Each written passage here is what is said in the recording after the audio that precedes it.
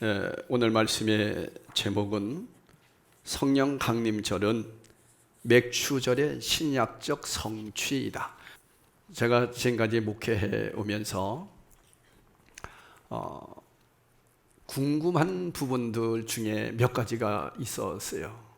그 중에 하나가 이 맥추절이었습니다. 오순절 마가의 다락방에서 성령이 임할 때를 우리는 성령 강림절이라고 얘기하잖아요. 그런데 성령 강림절이 있고 그리고 맥주 감사절을 7월 첫 주에 꼭 이렇게 우리 한국 교회가 드리더라고요. 저는 선배님들이 그렇게 하셨고 또 한국 교회가 그렇게 하는 거니까 당연하게 생각지 않고 맥주 감사 주일로 지켰습니다. 물론 7월 첫 주에 드리나 다음 주에 드리나 그거는 상관은 없어요. 날짜는 상관은 없는데, 그런데 사실 그 의미가 굉장히 중요하거든요. 그런데 그 의미의 뜻이 잘못되어 가고 있다는 것을 목회하면서 깨달은 거예요. 그래서 많은 사실 고민을 했었습니다. 이거 어떻게 하나. 성경적으로 봤을 때에는 분명하게 성령 강림절이 맥추절인데, 그래서 지난해에도 제가 여러분에게 말씀을 드렸잖아요. 그런데 우리 모든 한국 교회는 7월 첫 주에 드린단 말이에요. 그럼 우리 교회만 이상한 교회가 되는 거야. 또 여러분 어디 가가지고 우리 교회 이상하다 이러지 마세요. 그래서 제가 고민을 했던 거예요. 분명히 성령 강림절이 맥주 감사절이거든요. 그런데 이상하게 성령 강림절 따로, 맥주 감사주일 따로 한국 교회는 그렇게 지키고 있었어요. 저도 그렇게 했었고, 그래서 이걸 어떻게 해야 되나.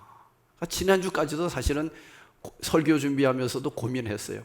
그래서 성도들에게 이해를 시키고 다음 주가 성령 강림절이고 7월 첫 주가 맥주 감사절입니다. 그렇게 지킬까? 그런데 기도해도 내 양심이 허락지가 않는 거예요. 왜냐하면 하나님의 말씀을 보았을 때에는 분명히 성령 강림절이 맥주 감사절이거든요.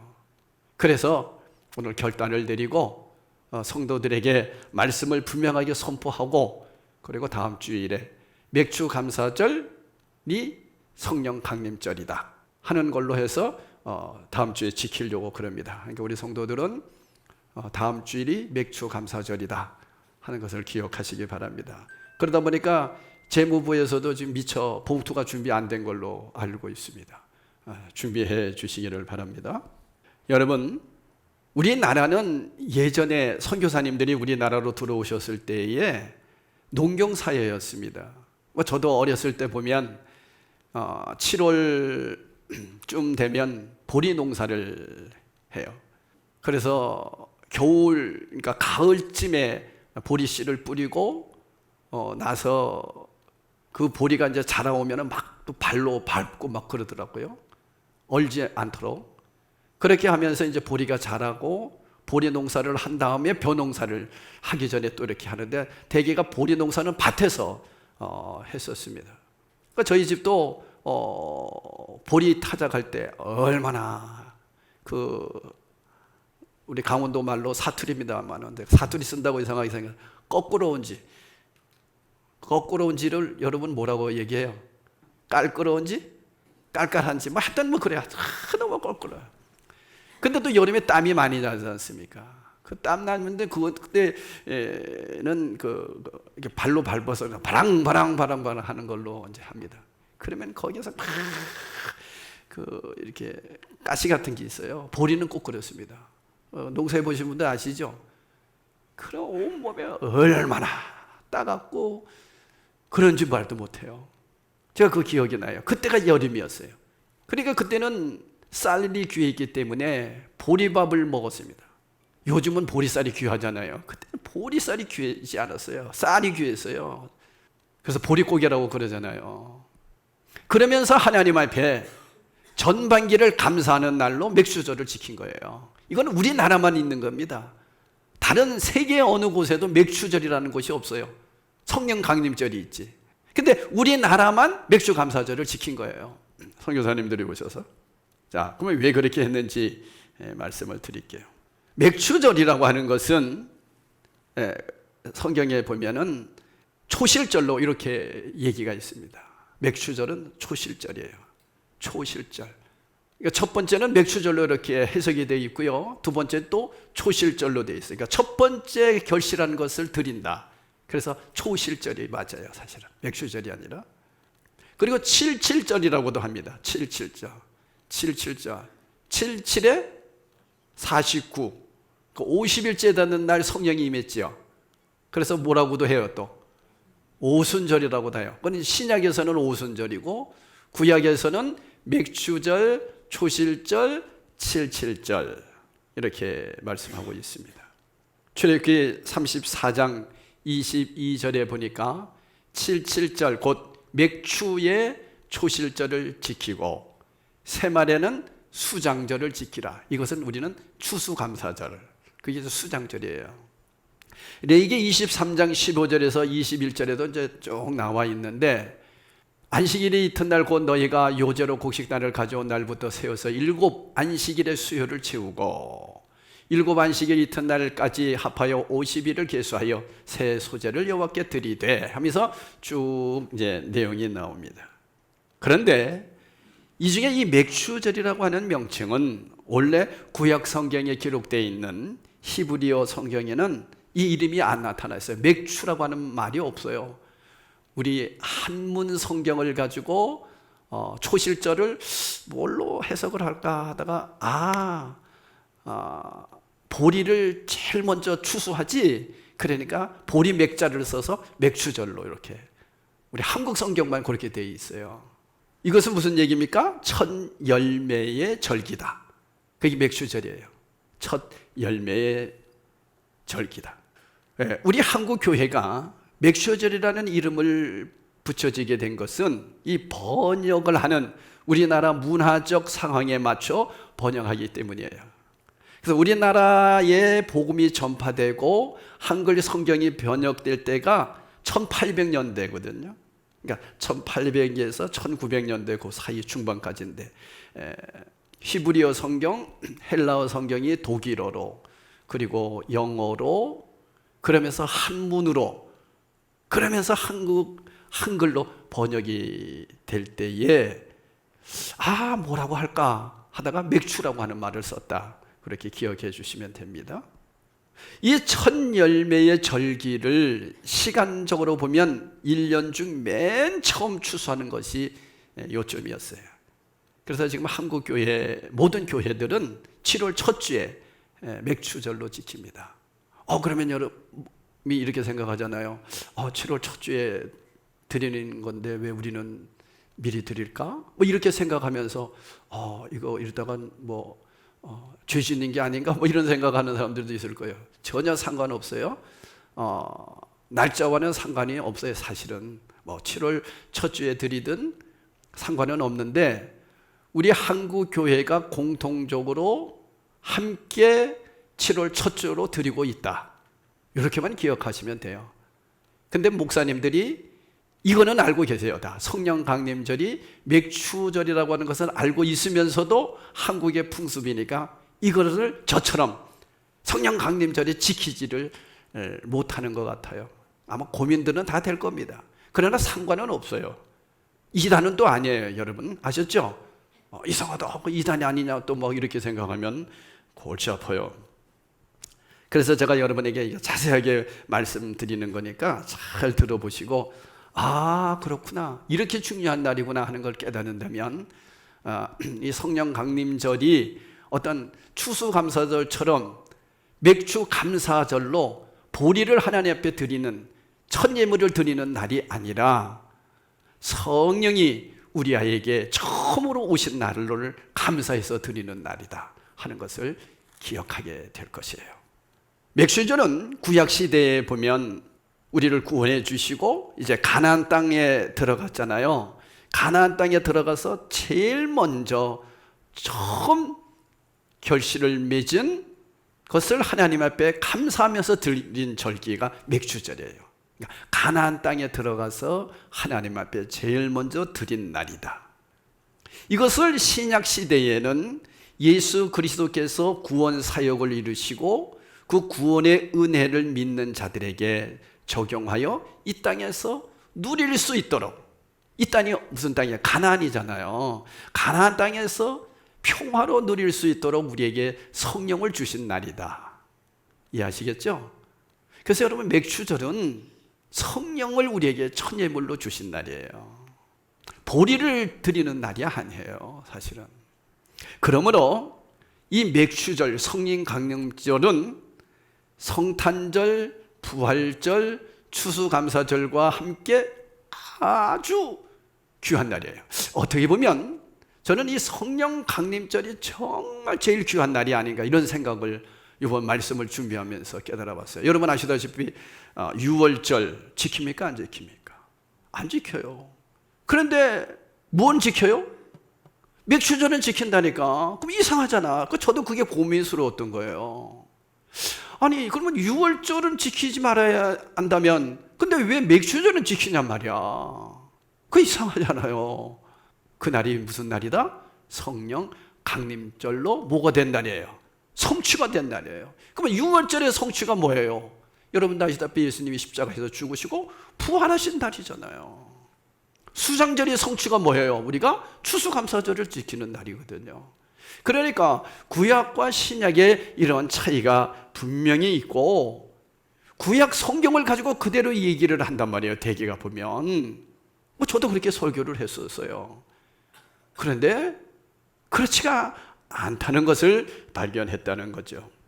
이렇게 구약의 맥추절은 신약의 성령 강림절로 성취되었다. 따라합시다. 구약의 맥추절은 신약의 성령 강림절로 성취되었다. 그러니까 여러분, 성령 강림절 따로, 맥주 감사절 따로 좀 이상하지 않아요? 그렇게 드려도 상관은 없겠어요. 왜냐하면 대개가 이제 뭐라고 얘기하냐면, 제가 이것을 가지고 인터넷을 뒤져보고 또 책도 보고 많이 연구를 한 가운데 여러분에게 말씀을 드리는데, 모든 목사님들이 한결같이 뭐라고 얘기하냐면, 맥주 감사절은 전반기를 감사하는 날이다. 그러니까 우리가 하나님 앞에 전반기를 감사하는데 뭐가 문제가 되냐? 상관없다. 우리는 매일 감사해야 되는데, 그런 감사의 절기로 맥주 감사주일을 우리는 7월 첫 주에 우리 교회는 드립니다. 단 성령님이 강림하신 날은 성령 강림절입니다. 또 이렇게 얘기를 하더라고요. 그렇게도 상관은 없어요. 저도 그렇게 했었으니까. 그러나 원뜻을 분명히 알기 때문에 우리는 하나로 드리자. 그래서 맥주 감사주일과 성령 강림절을 하나로, 성령께서 강림하신 날로 드리자. 그래서 다음 주일에 성령 강림절, 맥주절로 드린다는 것을 기억하시기 바랍니다. 아멘. 이제 이해가 가겠죠? 그래도 이해 안 갑니까? 그러면 7월 첫 주에 드리세요. 그런 분들은 아셨죠? 네. 자, 그렇다면 이 구약 시대의 맥주절이 애굽에서 구원을 받아 약속의 땅 가나안에서 누리게 된 복을 기념하여 지키듯이, 성령 강림절은 그리스도 안에서 이루신 구원의 은혜를 경험하게 하고 누리도록 하기 위해서 성령이 보내신 날을 기념하는 것입니다. 그러니까 여러분, 얼마나 중요하냐면, 성탄절은 예수님이 아기로, 하나님이 인간의 몸으로 이 땅에 오신 날이거든요. 하나님이 오신 날이에요. 그러면 여러분이 봤을 때, 아니, 하나님이 인간의 몸으로 이 땅에 왜 오셨을까? 우리 죄 때문에, 우리 죄가 너무나 엄청나기 때문에 이 죄를 십자가의 보혈로 씻어주시기 위해서 예수님은 하나님이 되셔서 인간으로 이 땅에 오신 거잖아요. 그런데 그 사실을 우리는 어떻게 하면, 믿는 사람들에게 누가 오신 거예요? 성령이 오시는 거예요. 믿는 사람에게 성령이 어떻게? 내 안에 들어오신 거예요. 다시 말씀드립니다. 이게 너무 중요한 얘기예요. 예수님이 십자가에 돌아가시기 전에는 우리가 예수님을 만나려면 어디로 가야 되느냐? 예루살렘으로 갔어야 돼요. 가나안으로 갔어야 돼요. 갈릴리로. 왜? 육으로 계신 분이었으니까. 그런데 그분이 십자가에서 죽으시고 3일 만에 부활하시고 하늘로 승천하시면서 너희들은 성령을 기다리라 말씀하시고 올라가셨어요. 하늘로 가셨단 말이에요. 그러면서 말씀하시기를 너희가 본 그대로 다시 오시리라 그렇게 말씀하셨거든요. 그러니까 성령을 올라가시고 나서 10일째 되던 날 성령님이 믿는 자들 속에 각자에게 오신 거예요. 그러니까 여러분, 왜 성탄절보다 성령 강림절이 더 중요한지 아세요? 성령 강림절이 시작되고부터 믿는 자 속에 성령님이 개인으로 오셨기 때문이에요. 이제는 믿는 자 속에 다 오신 거예요. 그러면 그 전에는 우리 성령님이 안 계셨나요? 아니에요. 성령님이 계셨어요. 성부 하나님, 성자 하나님, 성령 하나님이신데 이 성령님이 어떻게 오셨느냐 하면 옷을 입고 오셨어요. 쉽게 얘기하면. 그래서 삼손에게 성령님이 오셨다가 떠나시고, 이사야에게 성령님이 오셨다가 떠나시고, 여러분 잘 아는 모세에게 성령님이 오셔서 그 능력을 행하게 하시다가 떠나시고, 그러니까 옷을 입고 옷을 벗었다 이렇게 보시면 돼요. 성령님이. 그러니까 성령 강림절 전에는 성령님이 개인에게 오셨지 않았어요. 특별한 사람에게만 오셨어요. 그러다가 오순절 마가의 다락방에서 성령이 임함부터, 그래서 우리는 그날을 성령 강림절이라고 하잖아요. 그날이 맥주절이고 77절 지난 오순절이잖아요. 그날이 구약에서는 초실절이잖아요. 첫 열매였잖아요. 그러니까 성령님이 첫 열매로 우리 각자에게 들어오신 날이에요. 너무너무 귀한 날이죠. 이해하시겠어요? 이렇게 중요한 이 성령 강림절을 그냥 대충 넘어가게 하고, 그리고 맥주 감사절을 보리 추수해서 드린 걸로 이렇게 예배를 하나님 앞에 드리게 되니까 성령님의 역사가 너무너무 어떻게 돼요? 희석되어 버린 거예요. 왜 그런지 아세요? 자, 보세요. 제가 오해도 이제 말씀을 드립니다만은 마르틴 루터가 왜 종교를 개혁했어요? 종교를 개혁한 이유가 뭐냐면 이 캐톨릭이 너무 행위만을 강조하거든요. 행위 구원. 그러니까 이 루터가 아니다. 믿음으로 구원을 받아서 믿음으로 구원받는 우리가 삶을 살아내야 된다. 이게 종교개혁의 아주 핵심이거든요. 그러니까 여러분, 그러면서 우리 감리교회 요한 웨슬레 목사님이 우리 믿음의 사람들이 다 믿음으로 구원을 받아 성화에 이루어야 된다. 그게 마틴 루터가 얘기한 거가 똑같은 거예요. 장로교회를 만드신 우리 칼빈 목사님은 맞다. 믿음으로 구원을 받아 우리는 다 성화에 이루어야 된다. 똑같아요, 다. 그런데 하면서 하나 더 붙였어요. 뭐냐? 이렇게 구원받은 우리들이 시간이 이렇게 지나 보니까 하나님이 나를 택했다는 것을 알게 된 거예요. 오, 하나님이 나를 택했구나. 여러분도 한번 가만히 보세요. 하나님이 여러분 택하셨으니까 여러분 다 구원받았잖아요. 그죠? 생각하면 생각할수록 얼마나 감사한지 모르겠어. 아니, 하나님이 나를 만세전에 택해 주셨다는 것을 믿잖아요. 그죠? 언제 느껴요? 내가 구원받고 나니까 그걸 느끼는 거야. 이게 예정론이에요. 그런데 그 후예들이 이 잘못 예정론을 만들어가지고 하나님은 구원받을 자를 만들어 놓고 구원받지 못할 자도 만들어 놓았다. 그래서 X로 만들어 놔버린 거야. 그러니까 이게 운명론에 빠지는 거죠. 원래 예정론은 그게 아니에요. 그러니까 장로교회에서도 잘못 가르치게 되면은 운명론을 가르치는 거야. 아니, 그 사람 냅둬. 그 사람 하나님의 구원 안 받게 한 거야. 이 사람은 하나님의 구원 받게 했어. 그걸 어떻게 하냐고요. 이렇게 운명론에 빠지게 된 거예요. 원래 우리 칼빈은 예정론은 그게 아니에요. 뒤돌아보니까 하나님이 나를 구원했구나. 그러니까 감리교나 장로교나 다 우리는 성경 안에서 하나인 거예요. 믿으세요? 그러니까 이상하게 이 후예들이 만들어놨어. 우리 감리교 같은 경우도 웨슬리 선생님 반드시 우리에게 믿음으로 구원을 받아. 칼빈이나 루터나 다 같아요. 우리가 성화되는 겁니다. 구원받은 성도는 그렇게 살아내야 됩니다. 이게 우리 기독교 감리교잖아요. 근데 이상하게 그 자유주의 신학을 영향받은 사람들이 우리 감리교는 자유의시다. 그래서 행함을 더 많이 강조해 버리는 건 거예요. 절대 그렇지 않습니다. 장로교나 감리교나 다 우리는 믿음 안에서 하나님 자녀가 됐고, 하나님 자녀된 우리는 삶을 살아내야 돼요. 성화되어야 돼요. 그래서 그걸 뒤돌아보면 우리는 다 하나님이 택한 자라는 것을 깨닫고 예정되어 있다는 것을 깨닫고 사는 자들이에요. 이게 우리 그리스도인이단 말이에요. 그래서 여러분, 교파가 자꾸 만들어지는 게 이런 부분이에요. 그래서 어떻게 만들어지느냐, 행함 쪽을 더 강조하다 보니까 성령을 약간 좀 무시하는 그런 교단이 있었어요.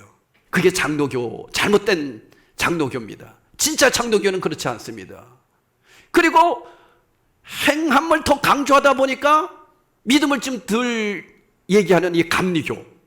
여러분, 감리교 그렇지 않습니다. 감리교 얼마나 뜨겁습니까? 그런데도 그렇게 만드는 거예요. 후예들이 자유주의 신학에 들어오고 예정론, 운명론에 빠지게 만들고, 이렇게 하다 보니까 이게 사탄의 역사죠. 교파가 만들어진 거예요. 그래서 장로교도 여러분 아시다시피 예정론에 대해서 바르게 가르치는 그런 편이 있는가 하면 다른 쪽도 있잖아요. 그래서 합동이 있고 통합이 있고 개혁이 있고 뭐 백석이 있고 기장이 있고, 장로교 얼마나 많습니까? 그게 다 무엇 때문에 그러냐면 이 교리 때문에, 이 성령론에서 다 여기 걸려드는 거예요. 성령론에서. 그러니까 성령의 역사를 오순절, 그러니까 여러분 아시다시피 순복음이나 성결교나 침례교는 감리교에서 나간 거거든요. 왜 그랬느냐? 성령론이 약하다 이거예요. 감리교는 원래 웨슬레는 그게 아니었는데 그 후예들이 자유의지를 강조하다 보니까. 그래서 여러분, 우리 감리교도 여러분 잘 아셔야 돼요. 진보가 있고 보수가 있어요. 진보적인 쪽은 자유의지를 굉장히 강조합니다. 그러니까 막 사회구원 데모하러 다니고 이렇게 하는 분들이에요. 그러니까 또 보수적인 사람들은 오직 보수적이요. 아니에요. 두 가지가 다 같이 있어야 돼요. 그러다 보니까 막 사람들이 진보 막 이렇게 나가게 되고, 여러분도 아시다시피 뭐 WCC, NCC 가입해야 되느냐 말아야 되느냐 이래가지고 막 교단이 갈라지고 막 이렇게 되는 것이 바로 뭐냐? 믿음으로 구원을 받아 성화에 이르는 우리들이 성령의 인도를 받으면 정통인 줄로 믿습니다. 이게 진짜 신앙인이거든요. 그러니까 여러분, 성령론에 대해서 이렇게 성령님이 역사가, 여러분도 보다시피 성령님이 눈에 보입니까? 안 보이잖아요. 근데 대개 어떻게 나타납니까? 눈에 보이게 나타나지 않고 현상으로 때로는 나타나고, 어떤 사람들은 방언으로 말하기도 하고, 어떤 사람은 뭐 아무 감각도 없는 것 같고. 그래서 성경에 다음 주에도 말씀드리겠습니다마는 성령이 뭐 같이, 바람 같이, 불 같이, 그러니까 같이라고 하는 것은 뭐뭐처럼이잖아요. 그런 현상이 보여진 거지 확실하게 보여지지 않은 거단 말이에요. 영이니까. 그러니까 어떠한 현상만 가지고 나타낸 것이 오순절 순복음이에요. 그래서 여러분, 순복음에서는 방언 못하면 구원 못 받았다고 얘기하잖아요. 그렇지 않거든요. 성령의 역사는 때로는 현상으로도 나타나지만 우리 삶 속에서 살아낼 때 성령이 일하시는 줄로 믿습니다. 그러니까 항상 성령님은 저와 여러분 안에 와 계시는 분이거든요. 우리 안에 들어오신 분이에요. 그래서 그것을 성령 뭐 받았다? 세례 받았다. 그러니까 성령 세례 받은 사람은 이제 어떻게 살아가면 돼요? 성령 충만하게 살아가는 거예요. 그 성령 충만하게 살아간다는 사람은 뭐예요? 옛 구습을 벗어버리고 죄의 습관을 버리게 되고, 날마다 성령의 열매를 맺어 하나님 사람처럼 세상 속에서 살아내게 되는 거죠. 이게 성령 받은 사람들이에요. 그래서 그 삶을 보면 그 사람의 믿음을 볼 수 있다는 얘기가 그래서 나온 거거든요. 그러니까 여러분, 성령 강림절이 무지무지하게 중요한 날이라는 건 이해하시겠죠? 이렇게 귀한 날이에요. 어떻게 하신 날이다? 성령님이 우리 안에 들어오신 날이다. 그런데 성령님이 우리 안에 들어오신 날이 지난주, 다음 주입니까? 우리는 믿을 때 성령이 들어오셨고 2000년 전에 얘기를 여러분에게 하시는 거예요. 그러니까 2000년 전에 성령이 오셨는데 그 날이 언제였다? 오순절이었다. 그 오순절이 구약에서 말하는 77절이고 처음 열매를 거둔 초실절이다. 그러니까 여러분, 성령 강림절이 곧 무슨 날이에요? 우리가 말하는 맥주절인 거예요. 이렇게도 정확한데 왜 그랬을까? 아까도 말씀드렸잖아요. 성경학자들이, 우리나라 선교사님들이 와서 성경을 연구하면서 이 첫 것을 드리는 날은 뭐라고 할까 하다, 보리 거두는 날이구나. 그래서 맥주절을 했다. 아셨죠? 그렇게 기억하시면 됩니다. 자, 그러면 이제 본론으로 들어가면, 이제 본론입니다. 지금까지 서론했어요. 그러니까 본론은 뭐냐? 아주 간단합니다. 예수님께서 본문 말씀을 이렇게 하시잖아요. 여러분 너무나 잘 아는 말씀입니다. 1장 우리 8절, 사도행전 1장 8절을 우리 다 같이 한번 읽어보겠습니다. 시작. 오직 성령이 너에게 임하시면 너희가 권능을 받고 예루살렘과 온 유대와 사마리아와 땅끝까지 이르러 내 증인이 되리라 하시니라. 그대로 놔두세요. 여기 보면 오직 성령이 너에게 임하시면, 여러분 예수님을 나의 주인으로 모셨을 때 우리 안에 누가 들어오신다? 성령이 들어오신다. 그러면 여러분 무슨 세례 받으셨다? 성령 세례 받으신 거예요. 그러면 우리 안에 들어오신 성령님과 여러분은 이제 날마다 어떻게 살아야 돼요? 동행하며 살아야 돼요. 우리 안에 들어오신 성령님 떠나세요, 안 떠나세요? 절대로 안 떠나신다. 영원토록 내가 너희와 함께 하시리라. 아멘. 성령님이 저와 여러분 안에 떠나지 않습니다. 그래서 예수 믿고 구원받아 회심한 사람은 절대로 성령님이 떠나지 않아요. 다만 성령님이 우리 안에서 어떻게 되세요? 소멸하세요. 소멸한다고 하니까 완전히 싹 없어진다고 생각하는 소멸이 아니라 조금씩 힘을 잃어간다, 이렇게 생각하시면 돼요.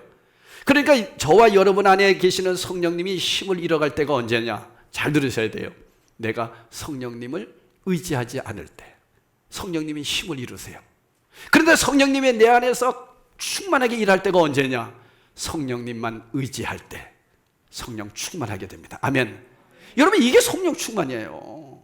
그러니까 어떤 사람을 만나든 누구를 만나든 어디서 무엇을 하든 늘 성령님과 동행하는 사람은 충만한 사람이에요. 이런 사람이 죄의 습관을 짓겠어요? 이런 사람이 죄에서 노출되어서 살아가겠어요?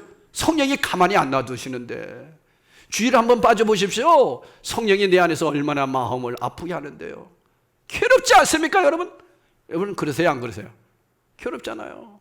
내가 죄의 습관에 이렇게 빠져 있을 때 얼마나 힘든지요. 누가 그러는 거예요? 여러분이 뭐 양심이 착해서 그러는 줄 아세요?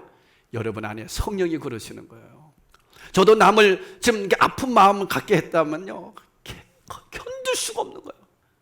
예전에는 조금 더 견딜 수 없었다면 요즘은 무지무지하게 견딜 수 없다는 얘기는 뭐예요? 그만큼 더 성령님과 가까워졌다는 얘기예요. 이해하시겠죠? 그래서 어떻게 보면 우리 예수 믿는 사람들은 내 힘으로 사는 사람이 아니라 성령이 이끄는 대로 사는 사람이에요. 이렇게 보면 쉬워요. 여러분 무당들 아시죠? 점치는 사람들 아시죠? 이 무당들 중에서도 박수무당이 있고요, 그 다음에 강신무가 있고 뭐 어떤 여러 가지 종류가 있어요. 근데 무당 중에서 진짜 무당은 뭐냐면은 강신무예요. 강신무. 신이 내린 사람이에요. 신이 그 사람에게 들어온 사람이에요. 그것을 강신무라고 그래요. 근데 저와 여러분은, 우리는 다 어떤 사람이에요? 예수 믿고 구원받은 사람은 강신무예요. 쉽게 얘기하면 성령이, 하나님의 거룩한 영이 저와 여러분 안에 오신 거고, 그 무당에게 온 영은 세상의 영이 들어온 거예요. 세상의 영이 뭐예요? 귀신의 영이잖아요. 그래서 귀신과 교접하는 거예요. 귀신같이 알아맞힌다 그러잖아요. 우리 예수 믿는 사람은 귀신같이 알아맞히는 사람이 아니라 그 영이 아니라 하나님의 영이 들어오셨단 말이에요. 아멘. 그러니까 여러분 하나님의 영이 들어온 사람은 얼마나 거룩하고, 세상적으로 살았던 사람이 이제는 하나님 은혜로 살게 되고, 도둑질했던 사람이 이제 도둑을 끊고 그렇게 변화돼 가는 거예요. 근데 여러분 무당들이 변화됐다는 거 보셨어요? 그 사람 정말 신이 내리니까 정말 착하게 살더라, 이런 얘기 들어보셨어요? 아니에요.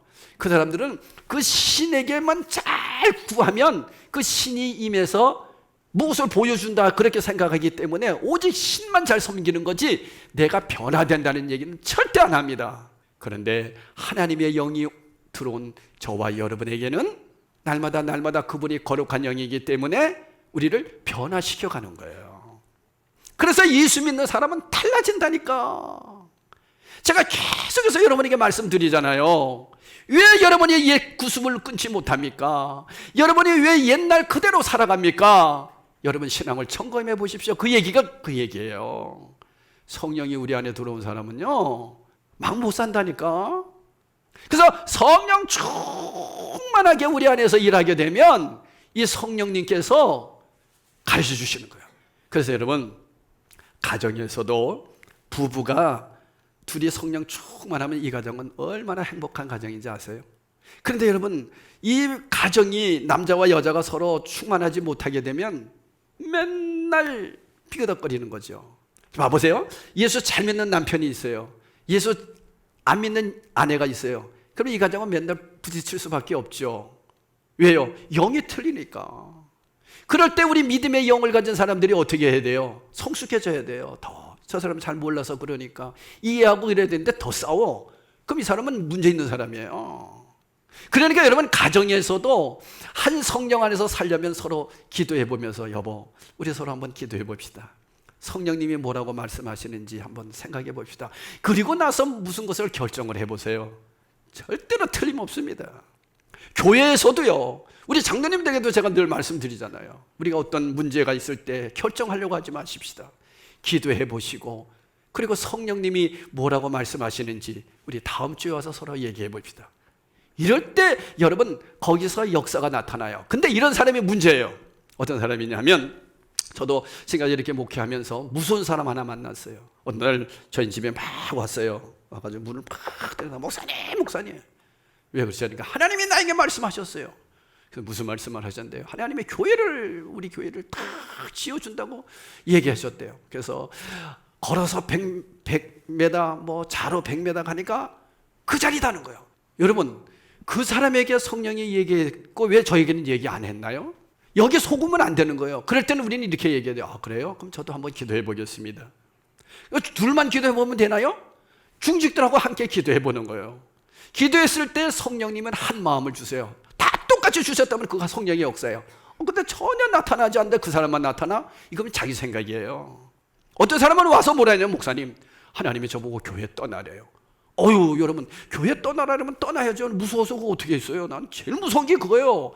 하나님이 그렇게 합시다. 나 이건 너무 무서워요. 여러분, 저를요 힘들게 하려면 딱 하나 하면 돼요. 목사님이 저한테 와서, 목사님, 하나님이 저보고요 그거 하지 말래요. 그러면 나는 꼼짝 못해요. 하나님이 하라고 했다는데. 그런데 중요한 것은 이것을 분별을 할 줄 알아야 돼요. 하나님이 하라고 했다면 나만 하는 게 아니에요. 다른 사람에게도 그렇게 얘기해 주시는 거죠. 다른 사람에게도 얘기해 주세요. 제가 예전에 개척했던 교회에서 신흥동 교회로 가고, 신흥동 교회에서 우리 교회로 올 때에도 저 혼자만 하나님의 응답한 건 아니에요. 저희 집사람에게도 응답했고요. 그리고 성도들에게도 하나님이 꿈으로 보여주셨어요. 하나님은 그렇게 일하시지 저에게만 얘기하지 않는다는 거예요. 왜? 저 안에 계시는 성령님 여러분 안에 계시고, 아멘. 여러분 안에 계신 성령님 저에게도 계시고, 그렇다면 우리는 기도하면 한 마음이 돼야 될 거 아니에요. 믿으세요? 이게 성령의 역사예요. 교회는 그렇게 가는 거예요. 근데 이상해져 가지고 요즘은 의장 거수하고 찬성 손 들으십시오, 반대 손 들으십시오 이러니까 뭐처럼 돼요? 세상하고 똑같이 되는 거예요. 원래는 그렇게 하는 거 아니에요. 교회는 회의가 없어요. 원칙은. 진짜 회의는 뭐예요? 우리 기도해보고 다음 주에 만납시다. 이게 회의지. 오늘 그런 회의 좀 해봤으면 좋겠어.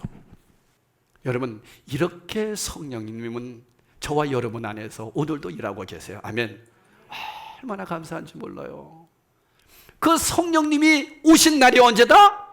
성령 강림절이에요. 다음 주단 말이에요. 다음 주. 그 날이 맥주절이단 말이에요. 구약에서. 이해하시겠죠? 이렇게 얘기했는데도 또 이상하다 이렇게 얘기하시는 분은 개인적으로 오세요. 다시 제가 말씀드릴게요. 결론입니다. 예수님께서 그래서 제자들에게 너희들은 예루살렘을 떠나지 말고 성령을 기다리라 그랬어요. 왜 그랬을까요? 성령이 오셔야만 세상을 뒤집을 수 있으니까, 복음을 전할 수 있으니까, 착한 사람 될 수 있으니까, 평화할 수 있으니까. 그래서 여러분, 진짜 평화는 뭐냐? 폭풍 속에서도 주님 한 분으로 만족하는 것이 평화예요. 누가 그렇게 해주세요? 성령이. 언제? 그분만 의지할 때, 그래서 여러분 고난이 올 때 기도하면서 성령님 의지할 때 평안이 오잖아요. 성령의 역사예요. 성령은 그렇게 오시는 분이에요. 막 이렇게 오시는 분이 아니에요. 물론 그렇게도 오세요. 죄송해요. 그렇게만 오시는 분이 아니단 말이에요.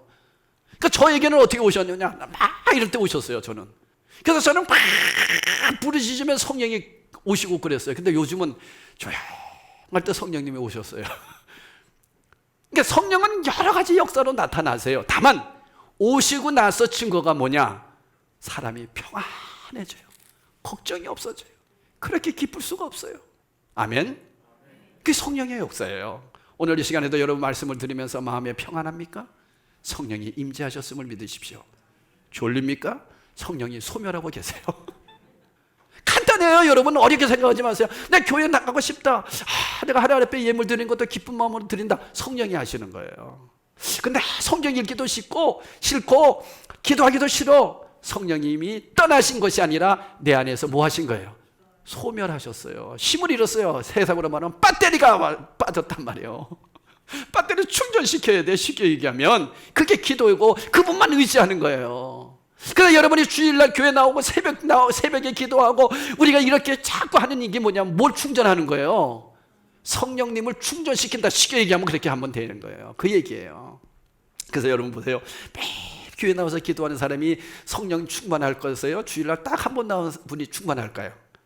목사님, 나는 주일날 한 번만 나와도 충만해요. 오케이, 뭐 그렇게 사셔요.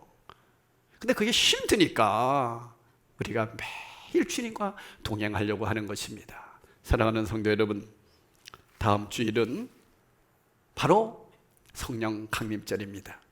마태복음 28장 20절 이하에 이렇게 아주 귀한 말씀하고 있습니다. 우리 다 같이 한번 읽어볼게요. 시작. 볼지어다 내가 세상 끝날까지 너희와 항상 함께 있으리라 하시니라. 여기서 볼지어다 내가 세상 끝날까지 자기 이름을 드세요. 그 앞에다 너희라고 했지만 누구한테는 가고 이런 것 같잖아요. 나와 함께, 연기와 함께. 또 연기라고 그러지 말고 여러분 이름을 드시는 거예요. 시작. 볼지어다 내가 세상 끝날까지 연기와 항상 함께 있으리라 하시니라. 아멘.